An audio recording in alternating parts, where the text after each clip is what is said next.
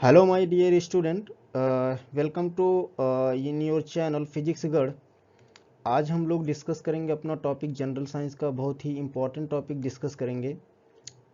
वो होगा आपके पास कौन सा, frictional force, centripetal force and centrifugal force. General science point of view से मोस्ट इम्पॉर्टेंट टॉपिक्स हैं ये आपके, और बहुत ही छोटे टॉपिक्स हैं। तो चलिए हम लोग शुरू करते हैं। तो सबसे पहले हम बात करेंगे फ्रिक्शन की। तो फ्रिक्शन को सबसे पहले हिंदी में क्या बोलते हैं? घर्षण बोलते हैं। क्या बोलते हैं? घर्षण।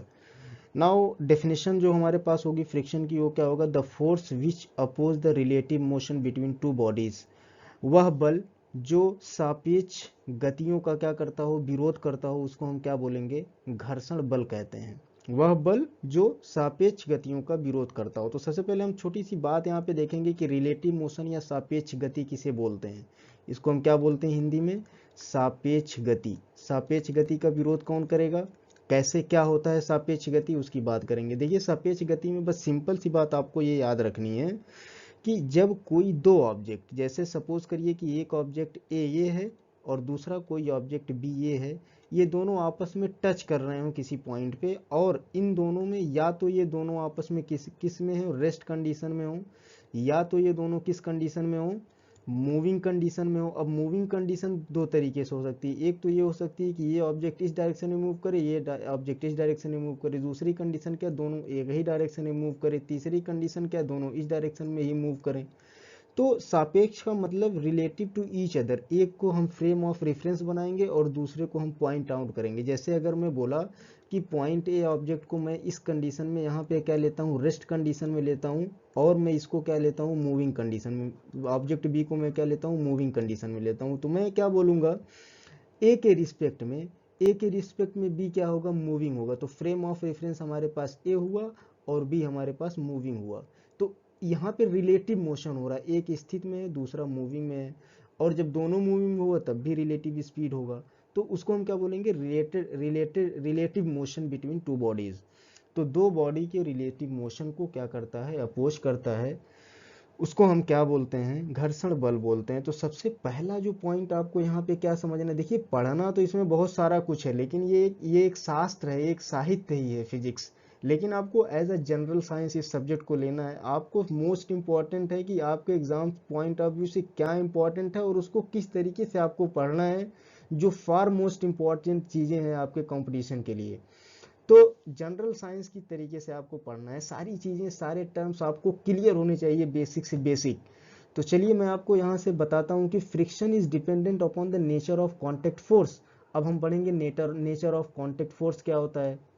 नेचर ऑफ कॉन्टेक्ट फोर्स क्या है कि देखिए दो तरीके का है। एक तो हमारे पास, अगर हमारे पास कोई ऑब्जेक्ट ए है और कोई ऑब्जेक्ट हमारे पास बी है, ये जहाँ पे नेचर ऑफ कॉन्टेक्ट, ये जहाँ से एक दूसरे से कनेक्ट हो रहे हैं, ये क्या है, स्मूथ है।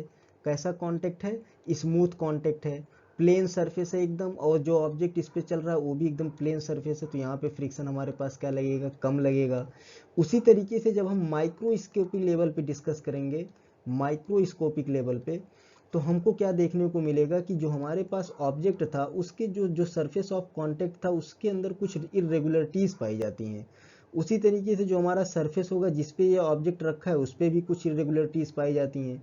तो इस इरेगुलरिटीज की वजह से इसके यहाँ पे जो इरेगुलरिटीज है इनकी इनके बीच में कोई एक टाइप की बॉन्डिंग हो जाती है। क्या हो जाती है, बॉन्डिंग हो जाती है, एक बॉन्ड बॉन्ड बन जाता है, जिसकी वजह से ये एक दूसरे का मूविंग में, जब बॉन्ड बन जाएगा तो ये एक दूसरे का अपोज करेंगी। जब ये मूव करना चाहेंगे, ये ऑब्जेक्ट अगर ये मूव करना चाहेगी, ये रेस्ट पे होना चाहेगी, तो ये बॉन्ड इसका क्या करेंगे, अपोज करेंगे। जैसा हमने देखा था कि रिलेटिव मोशन का अपोज करेगा। तो ये हमारे पास जब इरेगुलरिटीज हो जाती हैं, इरेगुलरिटीज हो जाएंगी सरफेस के अंदर, तो हमारे पास फ्रिक्शनल फोर्स क्या हो जाएगा, हाई हो जाएगा। तो फ्रिक्शनल फोर्स कांटेक्ट फोर्स पे भी डिपेंड करेगा। यहाँ पे स्मूथ सरफेस था तो वहाँ पे फ्रिक्शनल फोर्स कम होगा। जहाँ पे इरेगुलरिटीज आ जाएंगी, सरफेस हमारा खुरदुरा होगा, तो वहाँ पे हमारे पास फ्रिक्शन क्या हो जाएगा, ज़्यादा हो जाएगा। दूसरा पॉइंट हमारे पास क्या है, friction is proportional to the normal reaction. अब नॉर्मल रिएक्शन की जब भी बात आएगी तो वहाँ पे क्या, कोई ना कोई एक्शन तो रहा होगा। हमने न्यूटन थर्ड लॉ में देखा है कि action equal action and but opposite reaction. अगर हमारे पास कोई एक्शन इस साइड से लगेगा तो सेम मैग्नीट्यूड का, अगर इसकी वैल्यू 10 न्यूटन है तो सेम मैग्नीट्यूड का अपोजिट डायरेक्शन में 10 न्यूटन का फोर्स लग जाएगा। इसी को हम क्या बोलते हैं, equal action but opposite reaction, Newton third law of motion. तो यहाँ पे जो हम फ्रिक्शन के टॉपिक में इसको पढ़ेंगे वो इस तरीके से पढ़ेंगे कि अगर हमारे पास कोई सरफेस है और इस पे कोई ऑब्जेक्ट m मास का रखा हुआ है तो सबसे पहले इस ऑब्जेक्ट के ऊपर जो फोर्स लगेगा that is gravitational force. That is what, gravitational force.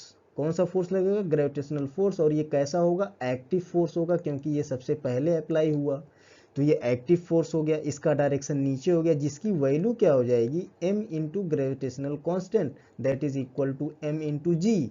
इसकी यूनिट क्या हो जाएगी, फोर्स की यूनिट हमेशा क्या होता है, न्यूटन। उसी तरीके से जब ये एक्टिव फोर्स इस पे लग जाएगा तो तुरंत ही न्यूटन थर्ड लॉ मोशन के अकॉर्डिंग इक्वल मैग्नीट्यूड का एक अपोजिट डायरेक्शन में नॉर्मल फोर्स लग जाएगा। कौन सा फोर्स लग जाएगा भाई, नॉर्मल फोर्स लग जाएगा। अब इस नॉर्मल फोर्स की वैल्यू क्या होगी, मैग्नीट्यूड बराबर होता है तो इसका मैग्नीट्यूड m इंटू जी, तो नॉर्मल फोर्स भी किसके बराबर हो गया, mg के बराबर हो गया। अब ये बोल रहा है कि frictional force is normal, friction force is proportional to the normal reaction, तो नॉर्मल रिएक्शन के डायरेक्टली प्रोपोर्शनल है। तो हम दो टाइप के फ्रिक्शन फोर्स की बात करेंगे एक्चुअली। तो सबसे पहले अगर हम स्टैटिक फ्रिक्शन की बात करें तो that is directly proportional to normal reaction. Kinetic friction की बात करेंगे तो काइनेटिक फ्रिक्शन भी directly proportional to normal force या नॉर्मल रिएक्शन। अब इस कांस्टेंट की जगह कौन सा टर्म आएगा उसको हम देखते हैं यहाँ पे, वो आ जाएगा F S is equal to frictional coefficient into normal force. ये हमारे पास स्थैतिक स्थिरांक है, या फिर हम बोल सकते हैं frictional coefficient, frictional force coefficient. और ये हमारे पास नॉर्मल फोर्स। उसी तरीके से एफ के की बात करेंगे तो ये हमारे पास गतिक घर्षण स्थिरांक और नॉर्मल फोर्स। ये हमारे पास दो फार्मूले आ गए। तो यहाँ पे हमने देखा कि जो चाहे हम स्टैटिक फोर्स की बात करें चाहे हम काइनेटिक फोर्स की बात करें, दोनों ही कंडीशन में जो हमारे पास फोर्स है, स्टैटिक फ्रिक्शन का फोर्स है, वो directly proportional to normal reaction है। इतनी सिंपल सी बात थी। अब हम चलते हैं आगे, बात करेंगे टाइप ऑफ फ्रिक्शनल फोर्स। तो हम स्टैटिक फ्रिक्शन की बात करेंगे और गतिक फ्रिक्शन की बात करेंगे। देखिए स्टैटिक फ्रिक्शन, मैंने बोला था स्टैटिक साइंस जो होती है वो हमेशा रेस्ट से रिप्रेजेंट करती है। ये हमें क्या क्या निर्देशित करती है, स्टैटिक का मतलब कि ऑब्जेक्ट हमारा किस में है, स्थित अवस्था में है, विरामावस्था में है। तो जब कोई ऑब्जेक्ट विरामावस्था में हो और उस समय कोई ऑब्जेक्ट दोनों सरफेस के बीच कोई फोर्स लग रहा हो तो उसको हम क्या बोलेंगे, स्टैटिक फ्रिक्शन बोलेंगे। सपोज मैं यहाँ पे आपको समझाता हूँ कि ये हमारे पास कोई ऑब्जेक्ट है, दोनों कैसे हैं, ये भी हमारे पास जो सरफेस है ये क्या है, ये भी रेस्ट कंडीशन में है और ये भी किस कंडीशन में है, रेस्ट कंडीशन में है।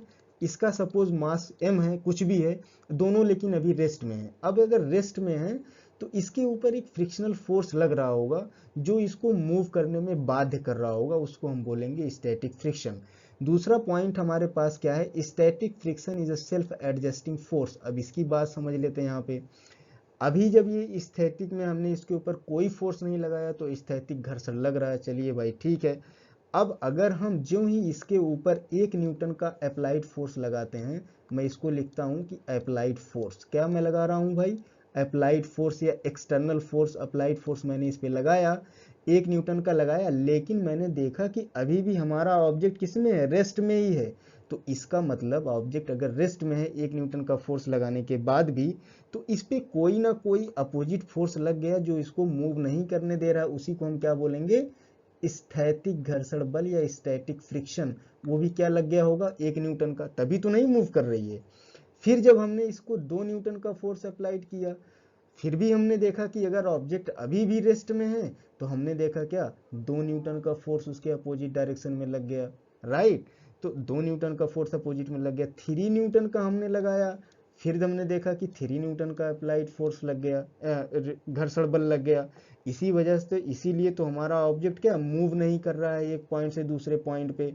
तो इसी वजह से हमने कहा ये सेल्फ एडजस्टिंग फोर्स है। जैसे जैसे हमने फोर्स को बढ़ाया वैसे वैसे हमारा जो है स्थैतिक घर्षण बल बढ़ता चला गया। लेकिन एक समय आएगा, एक टाइम आएगा कि मान लिया मैं कि स्थैतिक घर्षण बल इस पॉइंट, इस जो कांटेक्ट सरफेस है इस ऑब्जेक्ट और इस सरफेस के बीच में, वो मैक्सिमम है 3।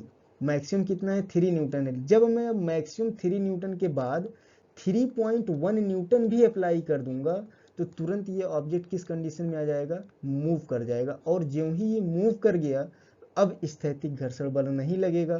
तो 3.1 न्यूटन लगाने के बाद जब ये मूव कर गया तो हमको पता चला कि मैक्सिमम घर्षण बल कितना था? 3 न्यूटन था, क्योंकि इसके बाद स्टैटिक घर्षण बल बढ़ा नहीं अकॉर्डिंग टू अप्लाइड फोर्स। तो इसी मैक्सिमम स्टैटिक फोर्स को हम क्या बोलते हैं? यहाँ पे आपको डेफिनेशन मिलेगी लिमिटिंग फ्रिक्शन। क्या आपको शायद सारी चीजें क्लियर हुई हो? लिमिटिंग फ्रिक्शन उसको बोलते हैं।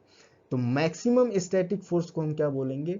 Limiting friction force. यहाँ पे सेल्फ एडजस्टिंग फोर्स आपने देख लिया, सेल्फ एडजस्टिंग फोर्स इसको क्यों कहा जाता है। अब हम बात करेंगे काइनेटिक फ्रिक्शन। काइनेटिक की जब भी हम बात करेंगे तो काइनेटिक के साथ हमेशा एक चीज हम ध्यान में रखेंगे, क्या? वो जो ऑब्जेक्ट होगा वो किस कंडीशन में होगा?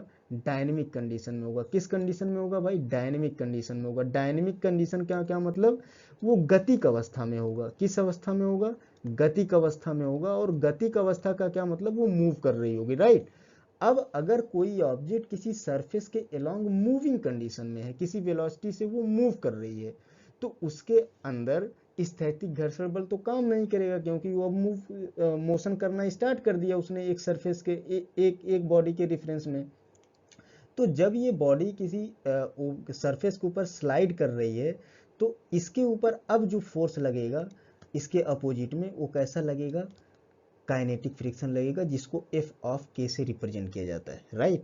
एफ ऑफ के से रिप्रेजेंट किया जाता है। अब इसकी कंडीशन देख लीजिए, kinetic friction is less than the limiting friction.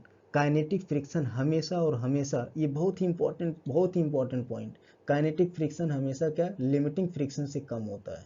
Limiting friction से कम होता है मतलब ये हुआ कि जब आप 3 न्यूटन का फोर्स लगाए थे तो 3 न्यूटन का मैक्सिमम स्टैटिक फ्रिक्शन लगा, और यही maximum static force limiting friction के बराबर होता है। यही maximum static force limiting friction के बराबर होता है। लेकिन जो ही आपने 3.1 न्यूटन का फोर्स लगाया होगा और ये जब बॉडी मूव कर गई होगी तो यहाँ पे 3 न्यूटन ना लग करके 2.5 न्यूटन का डायनेमिक फ्रिक्शन लगा होगा, जो कि हमेशा less than static frictional force के होता है। Kinetic friction is independent of relative speed between the bodies. अगर मैं बोलूं, जैसे वहां पे हम जब फोर्स अप्लाई कर रहे थे तो हमारा स्टैटिक फ्रिक्शन बढ़ता हुआ चला जाता है, लेकिन अगर हम यहाँ पे v is equal to 2 metre per second से जा रहे हैं तब भी हमारा kinetic friction F K is equal to, suppose अगर मैं बोलता हूँ 2.5 न्यूटन लग रहा है, अगर मैं वेलोसिटी को 3.53 मीटर पर सेकेंड की स्पीड से मूव करूंगा तब भी हमारे पास 2.5 न्यूटन का ही फोर्स लगेगा। बात समझ में आई? तो this is constant, this is independent of relative motion. वो सापेक्ष गति के स्पीड के, वो सापेक्ष गति पे इंडिपेंडेंट नहीं करता है। इंडिपेंडेंट को हिंदी में क्या बोलते हैं? वो उस पर क्या नहीं करता है? डिपेंडेंट मतलब डिपेंडेंट करता है। इंडिपेंडेंट और इंडिपेंडेंट को हिंदी में क्या बोलेंगे? डिपेंडेंट। निर्भर, वो निर्भर नहीं करता, इसको क्या बोलेंगे? अनिर्भर होता है या निर्भर नहीं करता है रिलेटिव स्पीड की, कि इसकी स्पीड कितनी ज़्यादा है या कितनी कम है। एक बार वो स्लाइड कर गया, चाहे वो 1 मीटर से कर गया, चाहे वो 1.5 से कर गया, चाहे वो 100 से कर गया, जो भी काइनेटिक फ्रिक्शन उस समय लग रहा होगा वो वही ही लगेगा, वो कांस्टेंट इन नेचर रहता है। अब हम बात करेंगे रोलिंग फ्रिक्शन की। तो रोलिंग फ्रिक्शन जो यहाँ पे है, when a body rolls over a surface, ये मतलब सिंपल ये है कि अगर आपके पास कोई इंक्लाइंड सरफेस है और उसके ऊपर कोई सर्कुलर ऑब्जेक्ट सपोज करिए किस डायरेक्शन में मूव कर रहा है, क्लॉकवाइज में, और वो एंगुलर वेलोसिटी के साथ साथ लीनियर वेलोसिटी भी चल रहा है। एंगुलर मतलब ये गोल गोल घूम रहा है, तो ये क्या हो जाएगा आपका? Angular velocity. एंगुलर वेलोसिटी इस ऑब्जेक्ट की खुद हो गई, और लीनियर में ये डिस्टेंस ट्रेवल कर रहा है तो ये हो गया हमारे पास लीनियर वेलोसिटी। बात आपको समझ आ रही? तो ऐसा जब भी कोई आपको स्ट्रक्चर मिले तो वहां हम क्या बोलते हैं? Rolling friction. अब हम फ्रिक्शन के पूरे टॉपिक को समराइज करते हैं इन अ वेरी क्विक वे। तो हमारे पास एक आएगा स्टैटिक फ्रिक्शन हमने पढ़ा, और एक पढ़ा क्या? काइनेटिक फ्रिक्शन पढ़ा। मैं शॉर्ट फॉर्म में लिख रहा हूँ। स्टैटिक फ्रिक्शन फोर्स हमेशा कैसा नेचर होता है, वेरिएबल। आपने देखा था 1 न्यूटन का फोर्स लगाया तो 1 न्यूटन का फ्रिक्शन, 2 न्यूटन का लगाया था तो 2 न्यूटन। दूसरी बात और क्या हम लिख सकते हैं, ये हमारे पास कैसा होता है, कांस्टेंट इन नेचर होता है। और इसकी बात हम क्या लगाएंगे कि ये रिलेटिव स्पीड पे डिपेंड नहीं करता है, ये सापेक्ष गति पे, हिंदी में मैं लिखता हूँ सापेक्ष गति पर निर्भर नहीं करता है, सापेक्ष गति पर निर्भर नहीं करता है। सही है। और मैं इसमें और क्या लिख सकता हूँ, और क्या लिख सकता हूँ, ये कब अप्लाई होता है, जब बॉडी हमारी किस में होती है, रेस्ट कंडीशन पे होती है। ये कब होती है, जब बॉडी हमारी मूविंग कंडीशन में होती है। बात समझ में आ रही है, मूविंग कंडीशन में होती है। तीसरा पॉइंट क्या, इसका फार्मूला लिख लीजिए, एफएस से रिप्रेजेंट करते हैं क्योंकि ये स्टैटिक होता है, स्थैतिक होता है। ये हमारे पास म्यूएस इंटू एन होता है, वेयर इसको भी लिख लीजिए, म्यूएस जो होता है वो क्या होता है, स्टैटिक फ्रिक्शनल कोफिशिएंट होता है, स्टैटिक फ्रिक्शनल कोफिशिएंट होता है। हिंदी में आप इसको लिख लीजिए स्थैतिक घर्षण स्थिरांक कहते हैं इसको। क्या कहते हैं, स्थैतिक घर्षण स्थिरांक कहते हैं। उसी तरीके से यहाँ पे एफ के की वैल्यू किसके बराबर हो जाएगी, म्यू के इंटू एन। अच्छा एन की भी बात कर लीजिए, एन क्या था हमारे पास, नॉर्मल फोर्स था। यहाँ से एक चीज और लिख लीजिए कि स्थैतिक घर्षण जो वो directly proportional to normal force होता है। नॉर्मल फोर्स की मैग्नीट्यूड की अगर बात करें तो that is equal to m into g के बराबर होता है। सेम थिंग यहाँ पे, बस एक चीज यहाँ पे अलग हो जाएगी, ये जो म्यू ऑफ के है, ये म्यू ऑफ के क्या हो जाएगा आपके पास, गतिक स्थिरांक, गतिक घर्षण स्थिरांक बोल लीजिए आप इसको। ठीक है, गतिक घर्षण स्थिरांक बोल लीजिए। जब भी आपको कोई सवाल पूछा जाएगा इसके ऊपर तो आपको म्यू के म्यू एस ये हमेशा आपको वैल्यू गिवन होगी। बात समझ में आई। अब हम एक और कंक्लूजन यहाँ पे ड्रॉ करेंगे जो कि आपके कंपटीशन के लिए बहुत ही इंपॉर्टेंट है। वो क्या है, चलिए देखते हैं। हम यहाँ पे लिखेंगे, कंक्लूजन मैं बोल रहा हूँ यहाँ पे, लिमिटिंग फ्रिक्शन जो हमारे पास था, लिमिटिंग फ्रिक्शन आल्सो कॉल्ड क्या, मैक्सिमम स्टैटिक फ्रिक्शन, इसको यही तो बोलते थे मैक्सिमम स्टैटिक फ्रिक्शन। ये वैल्यू जो होती है ग्रेटर होती है हमेशा किससे, स्टैटिक फ्रिक्शन से। उससे बड़ा होता है क्या, काइनेटिक फ्रिक्शन से भी ये बड़ा होता है। फिर सबसे छोटा कौन सा होता है, रोलिंग फ्रिक्शन होता है। तो आपके ऑप्शन में सीधे सीधे आ जाएगा, गिवन ऑप्शन में in the following option which is the largest घर्षण बल and which is the smallest frictional force, किसी भी फॉर्म में आपको समझ में आ सकता है। अब हम एक छोटा सा सवाल करेंगे जो आपके एग्जाम में कभी कभी पूछा जाता है कि सपोज करिए कि कोई सरफेस है जिसके ऊपर एक ऑब्जेक्ट रखा हुआ है जिसका मास आपका 10 kg है और म्यू एस की वैल्यू आपको दी गई है कि 0.4 है और म्यू के की वैल्यू आपको दी गई है कि 0.3 है। तो आप हमको बता दीजिए कि स्टैटिक फ्रिक्शनल फोर्स की वैल्यू क्या होगी और गतिक घर्षण फोर्स की वैल्यू या फिर काइनेटिक फ्रिक्शनल फोर्स की वैल्यू क्या होगी। तो हम सीधे सीधे फार्मूला रखेंगे। अगर हम एफ एस की बात करेंगे तो mu S into normal force, और नॉर्मल फोर्स की वैल्यू हमको पता है एम इंटू जी। एम की वैल्यू हमारे पास 10 है और स्मॉल जी की वैल्यू मैं अगर 10 ही ले लेता हूँ सीधे सीधे तो दैट इज इक्वल टू 100। और इसमें जब मैं इसको वैल्यू पुट करूंगा 0.4 multiplied by 100 that is equal to 40 newton. उसी तरीके से जब मैं इसकी बात करूंगा तो यहाँ पे 0.3 लिखूंगा multiplied by normal force is same that is equal to 30 newton. बात समझ में आई। आई थिंक इससे ज्यादा आपको, इससे बाहर आपके किसी भी एग्जाम में, चाहे वो यूपी लेखपाल का एग्जाम हो आपका, चाहे वो आपका यूपी पुलिस का एग्जाम हो, चाहे वो आपका आरआरबी एनटीपीसी हो, चाहे वो आपका आरआरबी रेलवे ग्रुप डी का एग्जाम हो, किसी भी वनडे एग्जाम के लिए आप फ्रिक्शनल फोर्स से इससे बाहर कुछ आपसे पूछा जा नहीं सकता है। अब चलिए हम शुरू करते हैं। हमारा नेक्स्ट टॉपिक होगा centripetal force and centrifugal force. अब इसके बारे में जब हम डिस्कस करेंगे तो कुछ नहीं, देखिए जो पढ़ना है ये आपको पढ़ लीजिएगा कि जब कोई ऑब्जेक्ट सर्कुलर पाथ पे मूव कर रही होती है तो उसको सेंट्रीफ्यूगल फोर्स एक लगता है। अब मैं आपको यहाँ पे समझाऊंगा इसके थ्रू।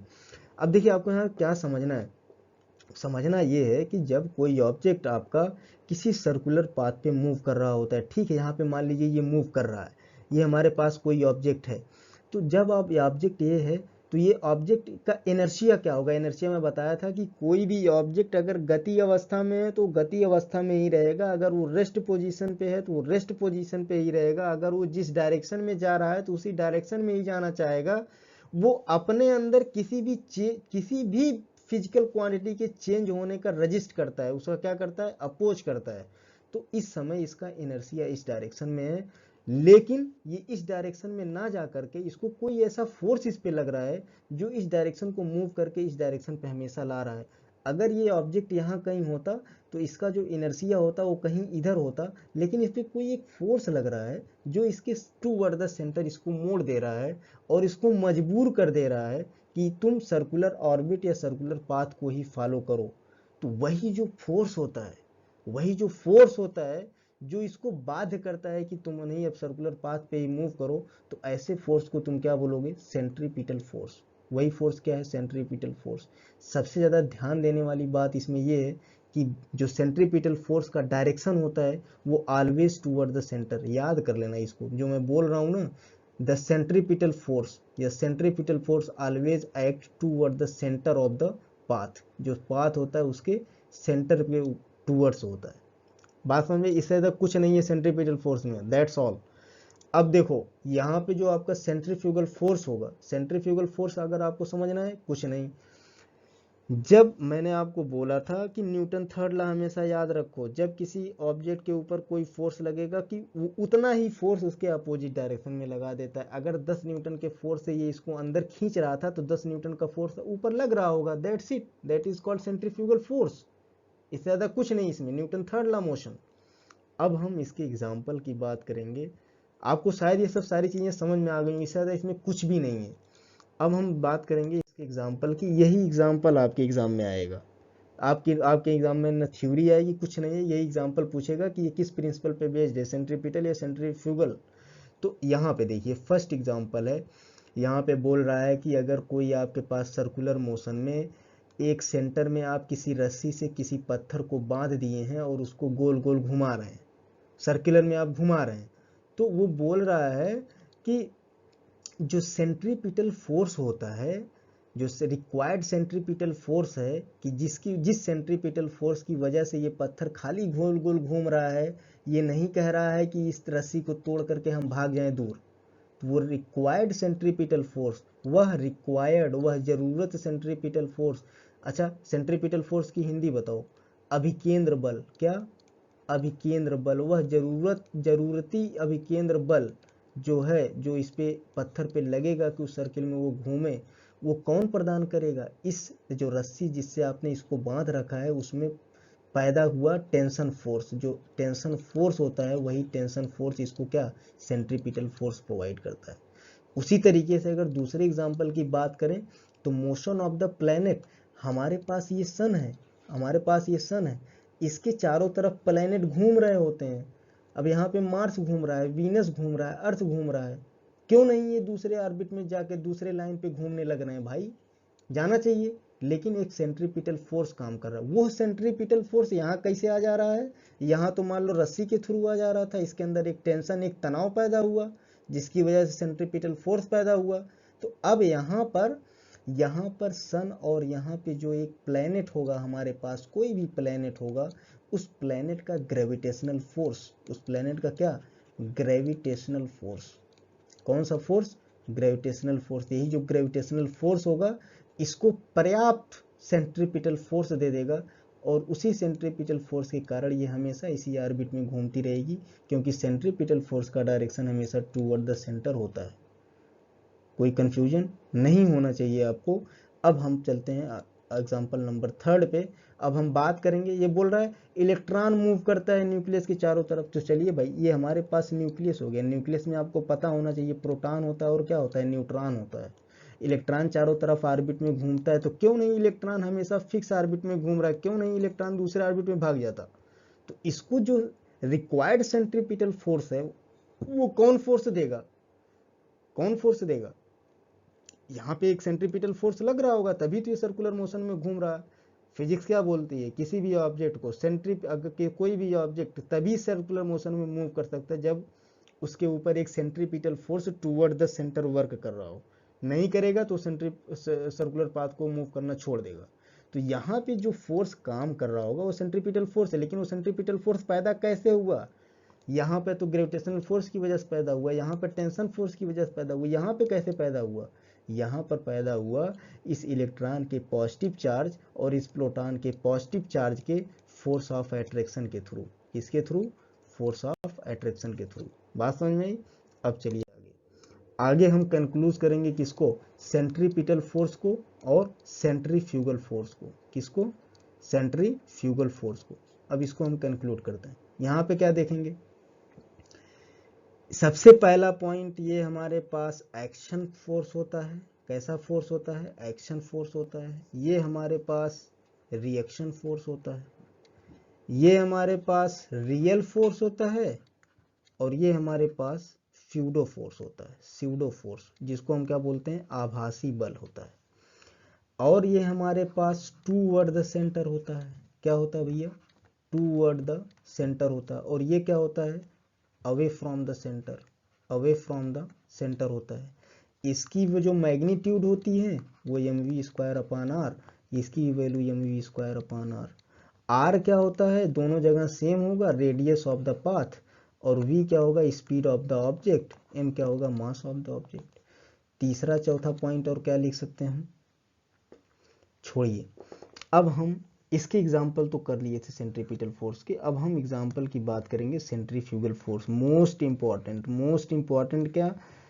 101 प्लस अगर कोई क्वेश्चन पूछेगा आपका सेंट्रीपिटल सेंट्रीफ्यूगल से तो ये सवाल पूछेगा कि बताइए जो वॉशिंग मशीन है, वॉशिंग मशीन वो किस प्रिंसिपल पे बेस करती है, किस प्रिंसिपल पे वर्क करती है? तो आप आंसर क्या मार के आएंगे?